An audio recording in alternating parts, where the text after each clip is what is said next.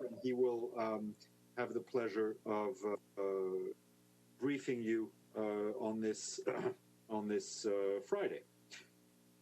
This morning, the Secretary General spoke at the first Sustainable Development Goals moment.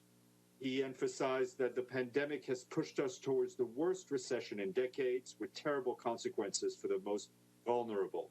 But he added there is still a path to bring health to all, that revives economies, brings people from the margins of society, and builds long-term resilience, sustainability, opportunity, and peace. That path is the 2030 Agenda for Sustainable Development, he said, which is designed to address the very fragilities and shortcomings that the pandemics have exposed. He stressed that the 2030 Agenda provides the guiding light we need to end the pandemic, to respond to the socioeconomic impacts, and to the chart of a course for transformative recovery. The Secretary General noted that young people, business, and civil society have been pushing for transformative change, but political will is still lacking. He called on governments to listen to the science and to their citizens. This is no time to procrastinate. The decisions taken over the next few months and years will have enormous impact on where we will be by 2030, Mr. Guterres added. The SDG moment will happen every year to highlight actions and solutions put forward by member states and their partners that can drive the change needed to steer the world back on track to achieve the Sustainable Development Goals. And as a reminder, tomorrow at 9 a.m. New York time, we will premiere the film Nations United, Urgent Solutions for Urgent Times. This was done in collaborations with our partners from Project Everyone and 72 Film Productions. That's the name of the film production. And you were briefed on that by the creator of the film, Richard Curtis, at a press briefing yesterday, also joined by the Deputy Secretary General, Amina Mohammed. You can watch that on our various UN platforms, the YouTube channel, the web TV, Facebook, and as well as on the platforms of our broadcast partners. Today, the Secretary General's Envoy on Youth announced the names of the latest class of 17 young leaders for sustainable development. As you know, 17 changemakers are chosen for every other year for their efforts to combat the world's most pressing issues. These young leaders between the ages of 18 and 29 years old, yes, 29 is still young, represent the diverse voices from every region of the world and are collectively responsible for activating millions of young people in support of the Sustainable Development Goals. The new group includes representatives from Australia, Bangladesh, Brazil, Bulgaria, China, Colombia, Egypt, India, Ireland, Liberia, Nigeria, Pakistan, Peru, Senegal, Turkey, Uganda, and the United States of America. And more information online and on Twitter. Geir Peterson, our friend, the Special Envoy for Syria, briefed the Security Council on diplomatic process for that country. He said that a faint but real ray of hope shone from Geneva when, in the last week of August, we were able to convene, after a 9-month hiatus, the third session of the small body of the Syrian Constitutional Committee. He told the Council that discussions within the committee were mostly substantive and on the agreed agenda, and there were practical suggestions from members on how to identify such common ground and how the discussion could move forward. The Special Envoy warned that the COVID-19 pandemic is emerging as a major challenge to the Syrian people, who are acutely vulnerable after 10 years of conflict. He appealed to all relevant actors to contain recent voices and destabilizing incidents, build on the relative calm that exists, and as Resolution 2254 calls for, establish a nationwide ceasefire to protect civilians, maintain international peace and security, and support a political process. Turning to Lebanon, we, along with our humanitarian partners, are focusing on medium-term interventions to pave the way for longer-term recovery and reconstruction. In terms of the humanitarian response, more than 1,000 households have been helped with multiple purpose cash-based assistance across 3 affected neighborhoods in Beirut. Close to 200 micro and small medium enterprises have also been supported with rehabilitation works. Shelter partners have concluded the distribution of 7,500 weatherproofing kits for more than 25,000 people. These emergency measures will help adequate shelter pending the completion of repairs and reconstruction. Protection partners have given more than 2,200 people various psychosocial support services, and more than 1,300 women and girls have received sexual reproductive health and gender-based support services. Water supply connection have been restored for more than 3,000 buildings, reaching more than 15,000 people. Rehabilitation activities continue across the Lebanese capital, with plans to install more than 2,500 water tanks, 80 new pumps to help meet basic water and sanitation needs. To date, the UN coordinated response to the explosion seeks $354 million to address immediate life-saving needs for 3 months, but it is less than 17% funded.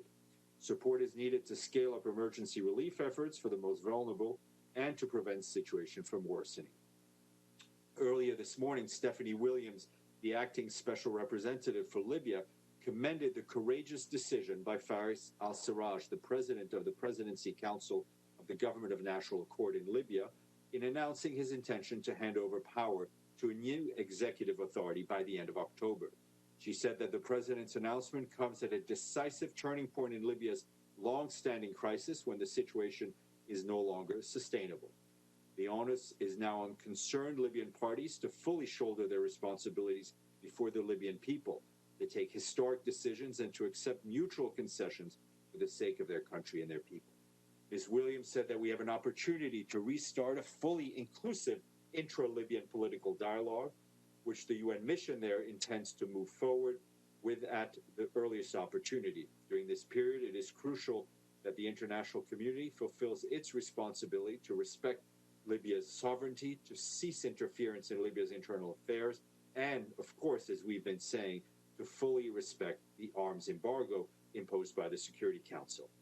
And this morning, the Human Rights Council held an urgent debate about the human rights situation in Belarus. Nada al-Nashif, the Deputy High Commissioner for Human Rights, read out a statement on behalf of Madame Bachelet, the High Commissioner. She noted that despite the violent crackdown by the Belarus security forces and thousands of arrests, peaceful mass demonstrations had continued. She expressed alarm due to the hundreds of allegations of torture and other ill treatment in police custody, and stressed that the inability and conflict were destructive and expensive. She urged authorities to facilitate independent, prompt, effective, thorough, and impartial investigations into allegations of serious human rights violations, adding that the fundamental rights of all Belarusians should prevail over political and geopolitical calculations. That statement is online. And yesterday afternoon, in a meeting of the Security Council on the protection of civilians in armed conflict that focused on food security risks, the head of the World Food Program, David Beasley, made a direct appeal to billionaires across the globe to step up their assistance to the most vulnerable. As 270 million people are marching towards the brink of starvation, governments and people around the world are strapped financially. He said that over 2,000 billionaires with a net worth of over $8 trillion, it's time for those who have the most to step up to help those who have the least in this extraordinary time. It is the right thing to do, Mr. Beasley concluded. For his part, Mark Lowcock, our emergency relief coordinator, added that history proves that even in the midst of conflict, famine can be prevented. He also called on urgent support for humanitarian relief operations because, as he said, in too many places, time is running out. The head of FAO, Ku Dong-hyu, also spoke at the meeting. And turning to Burkina Faso, our humanitarian colleagues report that the number of people in need of humanitarian assistance had increased by 30% from 2.2 million in January to 2.9 in July. Worsening insecurity has forced more than 1 million people to flee their homes. Many have been displaced several times. 15% of the population is now facing crisis levels of food insecurity or worse, according to government data. Meanwhile, the total number of COVID cases in Burkina Faso have also increased to 17,033. Excuse me, stand corrected, to 1,733 with 56 deaths and 1,141 recoveries. Despite increasing needs, funding for the humanitarian response remains low, with just 36% of the $424 million required received. And an update for you about our work in Djibouti to fight the COVID-19 pandemic. The UN team led by Barbara Manzi is supporting the national response. The UN Refugee Agency helped to supply medicine and 2 ambulances to boost emergency treatment capacity. The International Organization for Migration, the UN Development Program, worked with the government to train leaders of vulnerable communities, including more than 1,000 refugees and migrants, on COVID-19 prevention. And the World Food Program is helping us to provide more than 6,000 vulnerable households, including children, pregnant, and lactating women, as well as older people in refugee settlements. UNHCR, along with the World Food Program, are working with community leaders to take action against sexual exploitation and abuse of women and girls in refugee camps during the pandemic. WHO and UNHCR are also supporting the government's efforts to prevent the resurgence of COVID-19 as schools reopen. And today is the first International Equal Pay Day. Across all regions, women are paid less than men, with the gender parity gap estimated at 23% globally. In his message, the Secretary General said we need to ask why women are relegated to lower paid work, why professions that are female-dominated have lower salaries, including jobs in the care sector, why so many women work part-time, why women see their wages decrease with motherhood while men with children often enjoy a salary boost, and why women hit a ceiling of higher-earning professions. He added that equal pay is essential not only for women, but to build a world for dignity and justice for all. This morning, the Equal Pay International Coalition hosted a virtual call to action to encourage all businesses to take the necessary steps to ensure that equal pay is at the heart of recovery efforts worldwide. And today, 117 member states have now paid their regular budget dues in full. The most recent payment was from our friends in Manila, and we thank the Philippines for that contribution. Okay, let's put on the glasses, let's read the chat, let's not miss anyone, and let's answer some questions. And I won't forget to turn it over to Brendan. Joseph Klein, let's see if you can ask a question. Go ahead, Joe. Okay. I hope I'm having better luck than I did the other day. Yes. With the technical difficulties. Yeah, my question has to do with the Secretary General's support that he's repeated several times for the COVAX facility and WHO kind of leading the effort for vaccine distribution. And I'm wondering what his comment would be on some criticism of at least phase 1 as proposed by COVAX and WHO, which is that the vaccine will be distributed solely based on proportion of population, so that 3% of each country's population would receive the vaccines in the first phase. This is unrelated to high risk, to the amount of the virus transmission in a given country. And this is why some people do question let's say, the wisdom of some of these global institutions like WHO comes up with a formula that appears not to make sense. Joe, the Secretary General supports the work of the facility. For him, it's very important that there is a global effort, as he's put it, and I think it's plain to everyone that, you know, if only the richest countries or the richest people in any country, rich or poor, get it, it's not going to serve anyone's purpose. The work of COVAX is being led by scientists, epidemiologists, doctors, and whatever. We are led by the science. So you know, we support the work of that they are doing. And I think as to the explanation of exactly why they're choosing certain paths, I would ask them. Yeah, but some scientists are on the record on the more liberal side, take criticism of this 3% of population formula because it doesn't get at the real location of high-risk populations and high transmission. So the issue is not, you know, the Secretary General often poses the issue as between multilateralism and selfish nationalism. The issue is really smart multilateralism versus just multilateralism. I'm, you know, as I often tell you, I'm not a lawyer, so I'm not going to go into legal aspects. I'm not going to get into the weeds of the science of epidemics. We are trusting the scientists that are working on the COVAX facility, and I mean that's as much I can tell you about today. Mr. Majid, please, and then Iftikhar. Thank you, Stefan. My question is on Syria. Today there was a Security Council meeting on Syria, and I was wondering if there's anything during UNGA special about Syria, first of all, and is Secretary General going to, I don't want you to talk about his speech, but will he focus on Syria, especially given the fact that the political process is not going anywhere, and the humanitarian situation, as we heard, is still is getting worse in certain parts of Syria.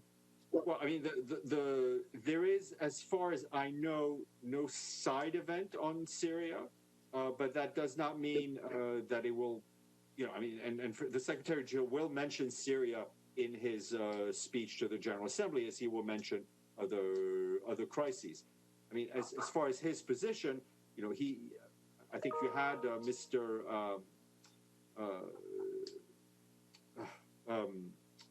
Pedersen, Mr. Pedersen briefed the Security Council today, and he did that on behalf of the Secretary General. So his position is the one of Mr. Pedersen as well. Iftikhar, and then Edie. Thank you, Steph. Now that it is clear from official reports from Washington that President Trump won't come in person to the UN for the UN General Assembly, is he going to do it virtually?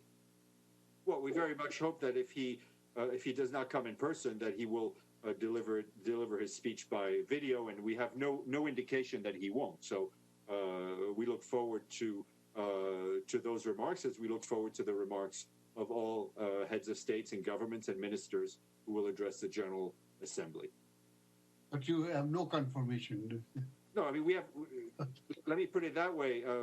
We fully expect to have some video presentation from President of the United States, who is inscribed on the speakers list, as we do for every head of state or head of government that's inscribed on the speakers list. Thank you. Edie. Thank you very much, Steph. A follow-up on that. Can we be assured that we are going to get speedy copies of the text and video, which the UN is getting at least 4 days in advance, so there should be absolutely no excuse. And then I have a question. First of all, I will not give assurances to everything. The only assurance I will give is that our colleagues will do their utmost to ensure that there is speedy delivery. There is, as you may know, a briefing conducted by my colleagues in DGC this afternoon, I think at 3 o'clock, where they will go into the whole details of the coverage of the General Assembly and the logistics. So I encourage you to go and ask that question there and figure out exactly what the workflow will be, because I know we will all want to get that delivery speedily, and I know they are working in that remark. That wasn't my question. No, I figured as much. That was a follow-up to Ifti's question. Okay. I wanted the president of Belarus is threatening to close the country's borders, and I wonder whether the Secretary General has any comment on what impact this would have. Look, we're not going to speculate on decisions that have not been taken. I think you heard the remarks delivered on behalf of the High Commissioner for Human Rights, which the Secretary General fully supports. He has expressed his concern about the repression against peaceful protesters, and very much expressed his concern about attacks on the media, which we've seen, not just in Belarus, but in other places. So let's for the Secretary General, the most important thing is really for Belarusians to engage in a dialogue based on democratic processes in order to get out of this ongoing crisis. Thank you. You're welcome. Lenka. Thank you, Stefan. It seems that not many people are coming over, but still, is the Secretary General having any bilateral meetings next week? Thank you. I'm waiting to hear, to get the final schedule for the Secretary General to see if he will have any virtual bilaterals. At this point, I don't have anything to share with you. James, Rhino, please. Hi, Steph. You spoke before about Mr. al-Sarraj of Libya stepping down in favor of a new executive authority. What, according to the UN's understanding, is this new executive authority? Are you and the mission involved in its creation? And what do you advocate for at this critical time in Libyan politics? Look, what we first of all, the future of Libya, the future of their institutions will have to be decided by the Libyan people themselves. That's and through a process in which they can be heard. We are there to facilitate intra-Libyan dialogue. There will be a meeting co-hosted by the Secretary General and the Foreign Minister of Germany in next week on October, not next week, in 2 weeks on October 5th. That will be an opportunity for the international community to take stock, to see how things are on the situation in the country, and encourage the further implementation of what was already agreed to in Berlin. And the high-level meeting will bring together the foreign ministers of member states, as well as senior representatives of key regional and sub-regional organizations that have participated in Berlin, as well as neighboring countries. So when we have more details on the format of that meeting, we will share that with you. Thanks, that's great. May I do another one on Iran? You may. Yeah, sure. So, I mean, over the weekend, the sanctions against Iran will either snap back or not snap back, depending on who you listen to. Obviously, the Secretariat, you guys don't want to come down on one side or the other on this one. I understand that. And you think it's something that needs to be decided among council members. But there are some decisions the Secretariat alone has to make.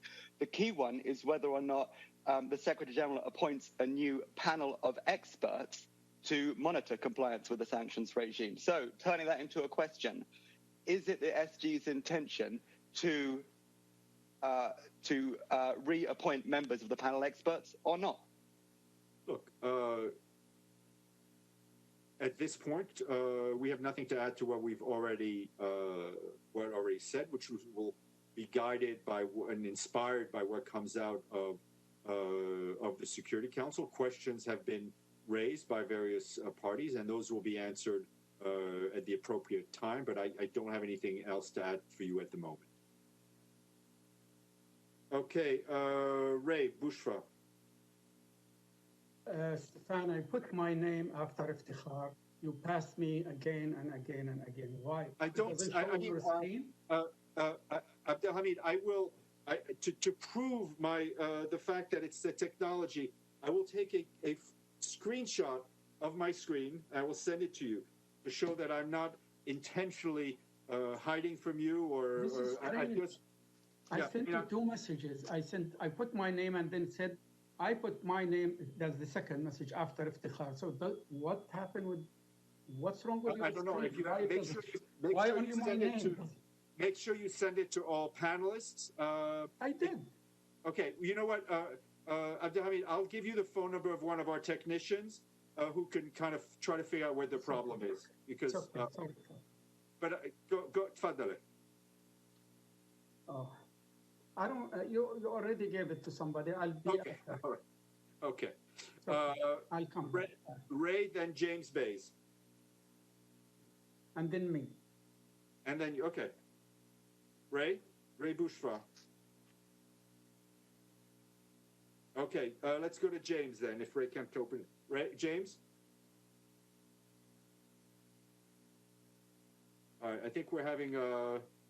I don't know if Bob, one of our technicians, can help, but we seem to be having some audio issues here. James, are you trying again? Okay. I'm resetting mine. Can you hear me now? Yes, I can hear you perfectly. Sorry, I was using an external microphone, which it doesn't seem to have found, even though it normally does. Anyway, so first point, not question, was an endorsement of Edie's point. I know we've got another briefing this afternoon. We'll raise this.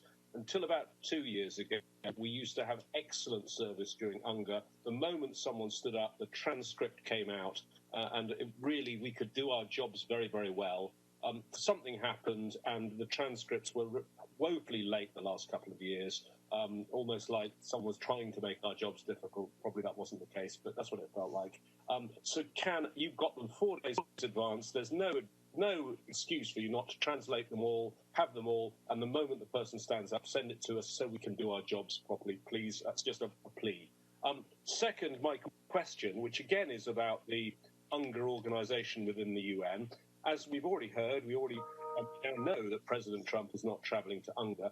So I want to ask about what that means if there are no world leaders coming for the UN's resources and organization. I assume there are no special arrangements needed, no special security needed, because it's basically a normal day. All you've got is the PGA and the SG in the GA and lots of recorded tapes which someone just has to press a play button. I'm assuming you can do this incredibly cheaply. Tell me that's the case. Well, you know, there are costs that are not going to be incurred, obviously, on overtime with security.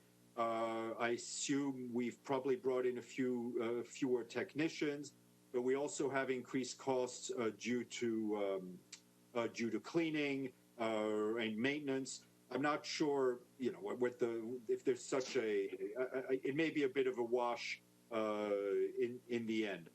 There will be, in terms of the first day and during the GA, there will be special arrangements around the General Assembly Hall to make sure that we don't exceed a certain capacity.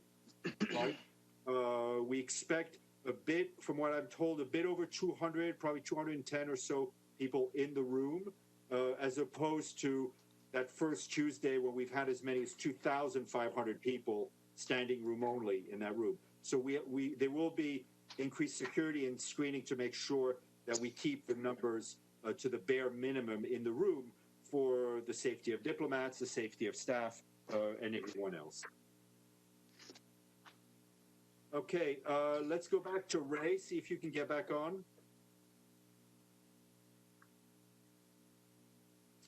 Okay, Richard Roth, let's see if we can finally hear you. Can you hear me? Yes, I can hear you, Richard. Wow, that is amazing. I want to thank you for your playful insult a few days ago when you couldn't hear me. This is the only reason I'm talking now is to test the audio. But I would ask, I guess, and it could be General Assembly spokesman time, I realize that. But what do you think, using your wit and wisdom, what happens when you have a recording that perhaps does not play correctly and is stopped? As we can imagine, the technical issues that the UN has been battling with for months now. Any contingency plans, international incident, tape starts again at the beginning? And do you happen to know, and I'm sure it's for Brendan, how many tapes have actually been received? Because I think they were supposed to be in at least 4 days before. I think we're in that window.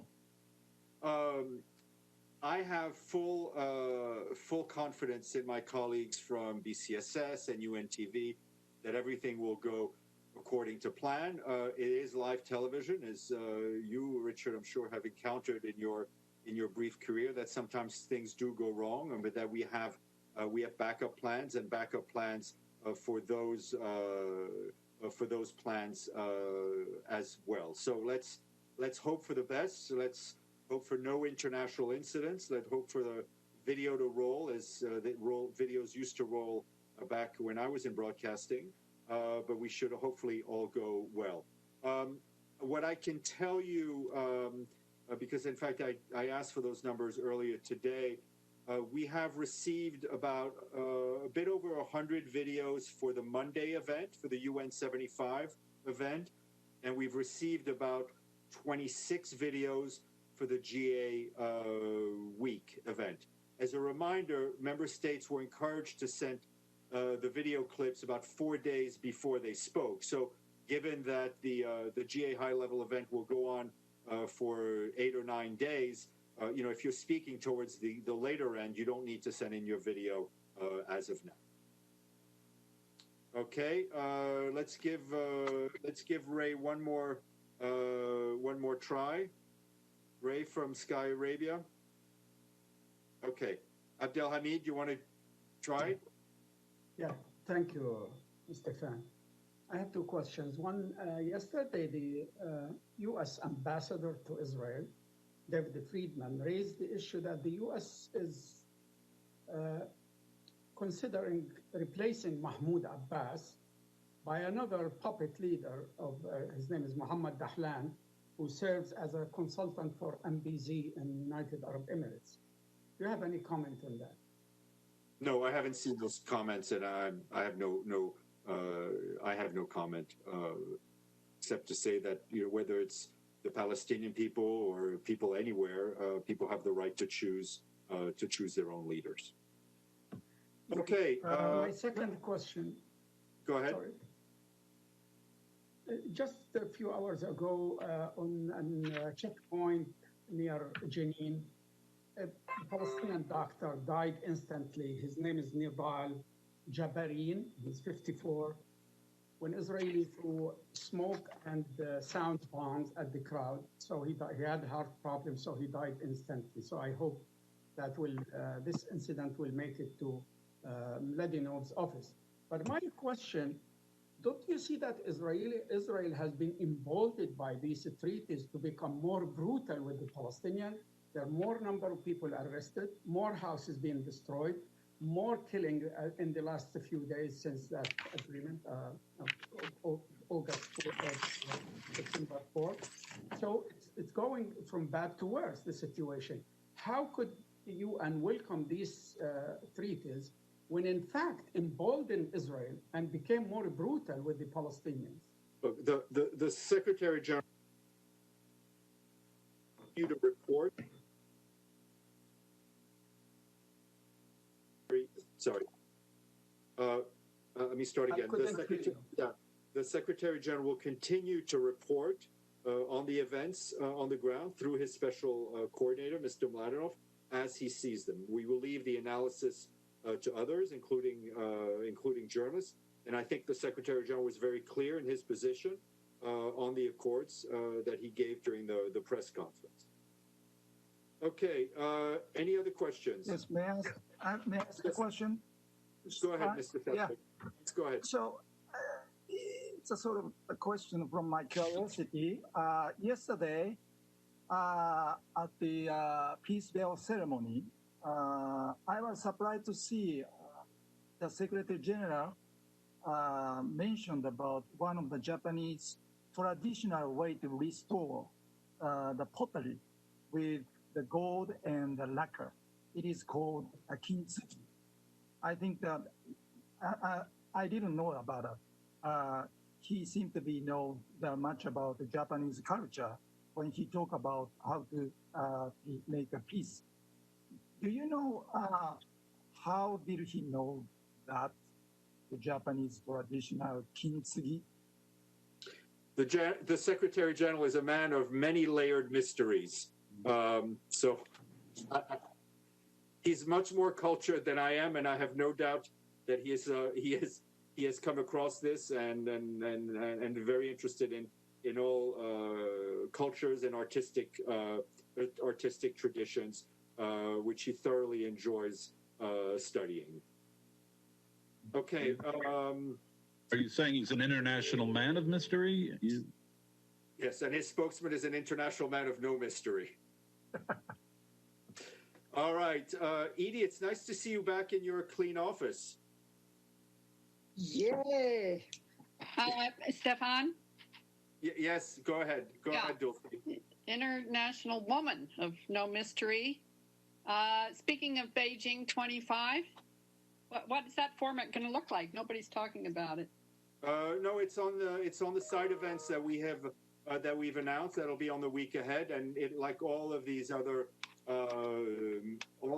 meetings, it will be done virtually. We will be sharing an updated week ahead before the end of the day, and the Secretary General will, in his remarks, also address issues related to Beijing and the decades that follow, and the many challenges that remain.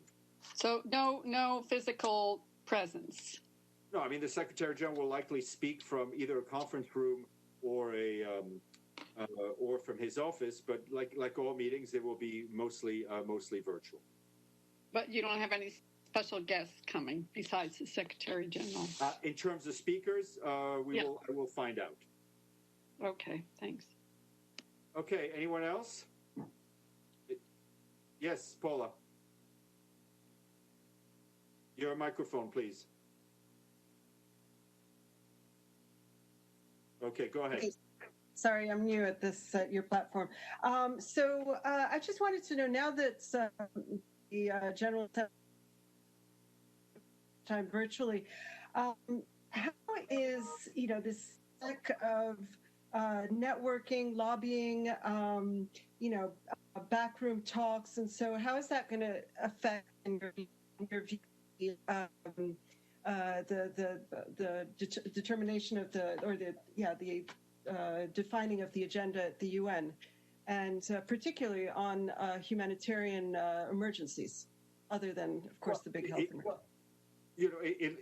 It'll be missing clearly, and that's something that we've talked about here, or the Secretary General has mentioned that one big piece will be the informal chats, which are often critical to unlocking crises, unlocking money, the pull-asides, the meetings by happenstance, the discussions that go on, even at the annual lunch of heads of states and governments. I mean, that's one of the amazing things that we've all seen every year is how the UN shines as a convening platform and bringing together heads of states that don't see each other, or world leaders that don't see each other during the year, either for political reasons or for travel reasons or calendar reasons. And sometimes things start and get unlocked by just these small side conversations or the bilaterals the Secretary General will be having. So the informality, the informality for all of you, right? I mean, all the access that you don't have to ministers and presidents and prime ministers, kings, queens, and so on. Not to mention the NGOs, and also it's missing, but we're all in the same boat, right? We all have to deal with this new way of working. We're moving forward. The GA will be completely different. A big chunk of it will be missing. That being said, the work of the UN is continuing, and as we've talked about for the last months, whether it's the humanitarian, the development work, the work in the field, that's going on, and that's being pushed forward. But they will obviously be that spark, that magic, that excitement that all of us Diplo geeks get on that first day of the General Assembly, we won't have. Okay, great. Thank you. Okay, it's Friday, so any other questions? Okay. On that note, let's leave. Hope you still have some energy for Brendan. And Mr. Varma, take it away.